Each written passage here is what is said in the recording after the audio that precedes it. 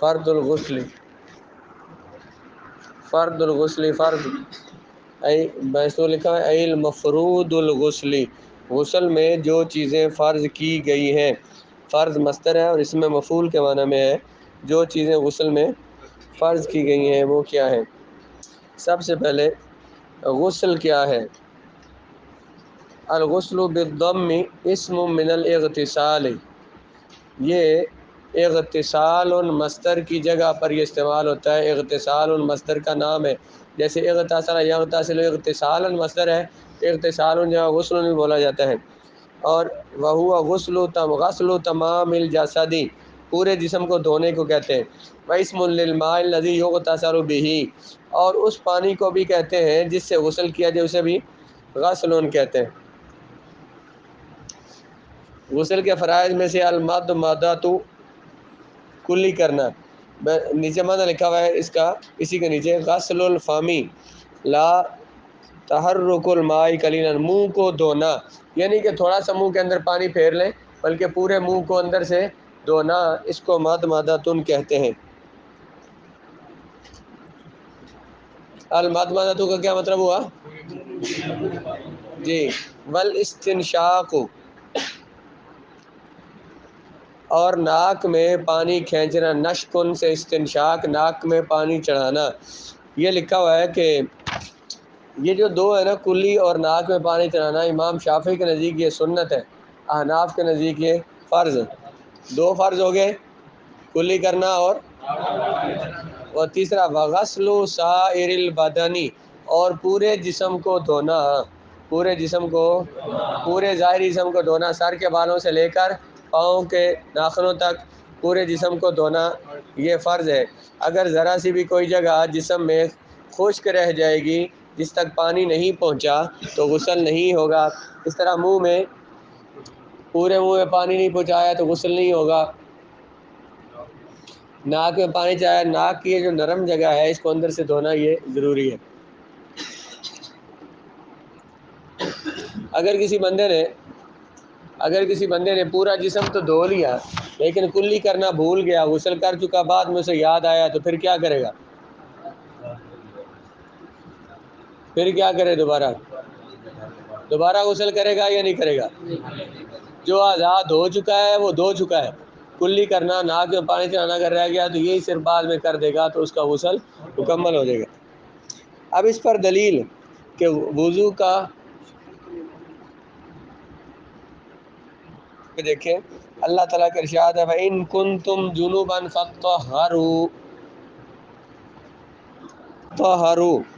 اگر تم جنبی ہو جاؤ، فَطَّهَّرُوا تو خوب طہارت حاصل کرو۔ کیا کرو؟ یہ خوب طہارت والا معنی کہاں سے لیا؟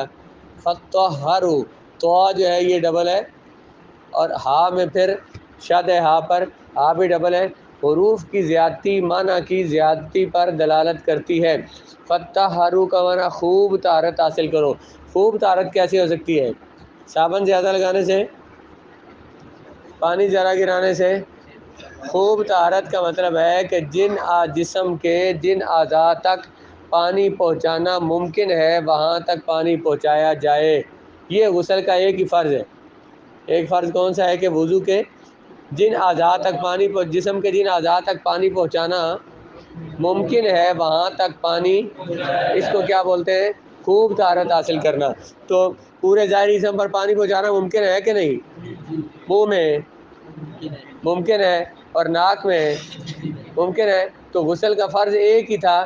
یہ جو الگ سے جو تفصیل بیان کی ہے غسل اور کس کی، کلی اور ناک میں پانی چڑھانے کی، تو وہ اس لیے کیونکہ یہ اعضاء ظاہر نہیں ہے، سامنے نہیں ہے، تو کسی کو سمجھ نہ آتے، اس لیے فقہاء نے اس کو الگ سے بیان کیا کہ یہ کلی کرنا اور ناک میں پانی چڑھانا بھی فرض ہے۔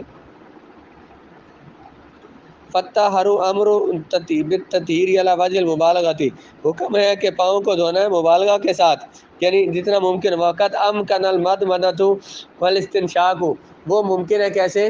کلی اور ناک میں پانی چڑھانے سے ممکن ہے۔ تو یعنی کیا جہاں تک پانی پہنچانا ممکن ہو وہاں تک پانی پہنچائے، جس لیے کلی کرنا اور ناک میں پانی چڑھانا یہ بھی فرض ہو جائے گی۔ فرائض میں دلیل سمجھ آ گئی؟ کیا آیت ہے بھلا؟ معنی کیا کریں گے؟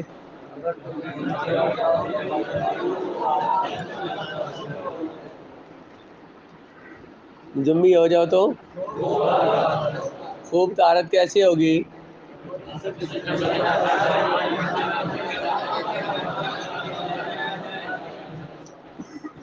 آگے جی، وسنۃ الغسل، اور غسل کی سنتیں.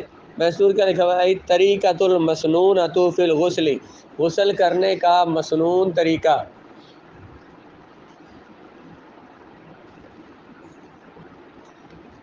جی بولیں تو پڑھے بار.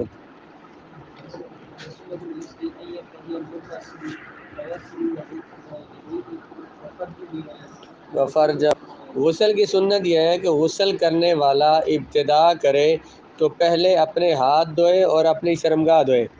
اپنے ہاتھ دھوئے، اور ہاتھ کیوں دھوئے بلا؟ کیونکہ اس نے پانی میں ہاتھ ڈالنے ہیں، تو وہ پانی اگر بغیر ہاتھ دھوئے ڈال دے گا تو وہ پانی مستعمل ہو جائے گا.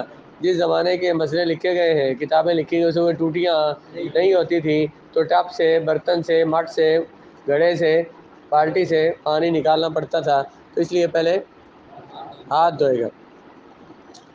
وفر جاؤ، اور شرمگاہ کو دھوئے، یعنی اگر کسی کا نجاست لگی ہوئی تو اس کو دھو لے. وَإِن لَّمْ يَكُن نَّاجِسًا فَإِنَّ غَسْلَهُ مَسْنُونٌ، اس کو دھونا سنت ہے، کیونکہ چاہے نجس ہو یا نجاست نہ ہو. تو دو سنتیں آ گئی. ابتدا کہاں سے کرے گا؟ ہاتھ دھونے سے، اور شرمگاہ کو دھوئے گا. آگے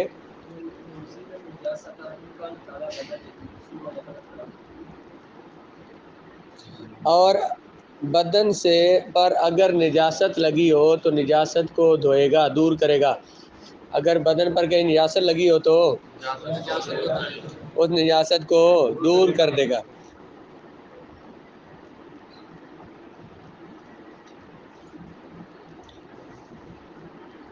غسل کی سنت یہ ہے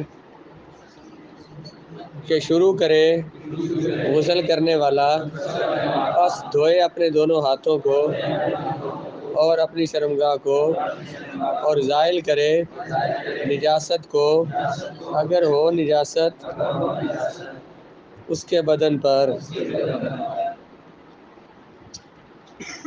آگے ثم یتوضأ، اس کے بعد وضو کرے گا. وضو کیا کرنا سنت ہے. محصور لکھا ہوا ہے کہ بعض علماء نے کہا ہے، من العلماء من قال الوضوء واجب، بعض نے کہا کہ وضو کرنا واجب ہے. ثم يتوضأ وضوءه للصلاة، پھر وضو کرے وہ وضو جو کہ نماز میں کیا جاتا ہے. اس طرح نماز میں وضو کیا جاتا ہے، اس طرح سے وضو کرے گا. الا رجليه، سوائے اپنے پاؤں کے، یعنی اپنے پاؤں کو نہیں دھوئے گا. اس میں وضاحت ہے کہ اگر پاؤں جو ہے نا، اگر وہ ظاہر ہے اس نے جسم دھونا ہے تو نیچے پاؤں پہ ہی، وہ اگر کوئی جسم میں نجاست لگی ہو تو پاؤں پہ جائے گی، یا ہو سکتا ہے کہ جہاں کچی جگہ پہ غسل کر رہا ہو تو وہاں پہ پانی جمع ہو جاتا ہو. جب پانی جمع ہو جائے گا تو پاؤں پہ چھینٹے پڑیں گے، اس لیے پاؤں کو دھونے کا مقصد نہیں ہے، تو اس لیے پاؤں کو آخر میں دھوئے گا.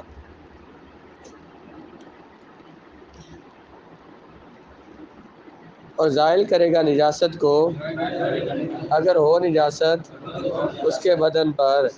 پھر وضو کرے گا، نماز کا وضو، سوائے اپنے پاؤں کے.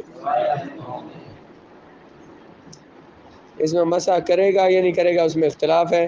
صحیح ہے کہ مسح بھی وضو میں کرے گا. ثم یفیض علی رأسہ، پھر اپنے سر پر پانی بہائے گا اور اپنے تمام بدن پر پانی بہائے گا. تو کتنے کام ہو گئے؟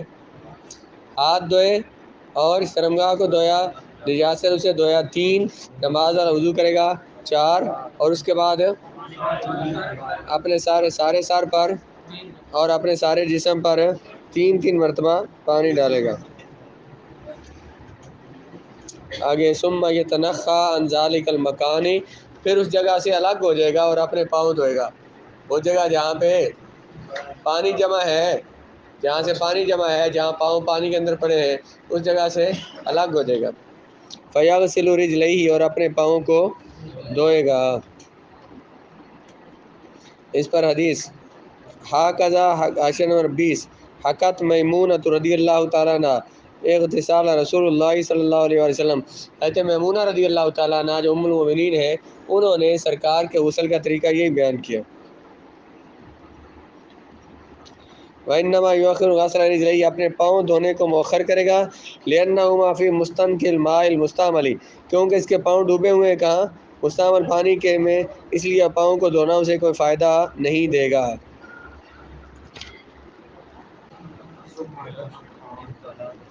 کیا بولا کہ پھر اپنے بدن پر 3 مرتبہ پانی بہائے گا اور پھر اس جگہ سے الگ ہو جائے گا اور اپنے دونوں پاؤں کو دھوئے گا۔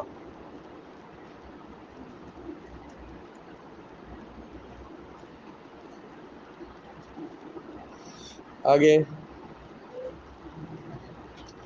پھر اپنے سر پر 3 مرتبہ پانی ڈالے گا، والا راس بسائر بدن، اپنے پورے جسم پر 3 مرتبہ پانی ڈالے گا۔ آگے جی کہتے ہیں کہ اگر عورت ہے اور اس نے مینڈیاں اپنے گتے باندھی ہوئی ہیں، اگر وہ مینڈیاں ان میں سے پاؤں بالوں کی جڑوں تک پانی چلا جائے، اس عورت کو یہ کھولنے کی ضرورت ہے۔ مینڈیاں کنہیں کہتے ہیں؟ کوت اور پراندہ کھانا جو کرتی ہیں۔ کیا کہا ہے؟ عورت پر یہ لازم نہیں ہے کہ اگر اس پر غسل لازم ہو تو وہ اپنے بالوں کو کھولے۔ اگر اس کے بالوں کے اوپر سے پانی ڈالا جائے اور پانی پاؤں کی جڑوں تک پہنچ جائے تو پھر جی ان بالوں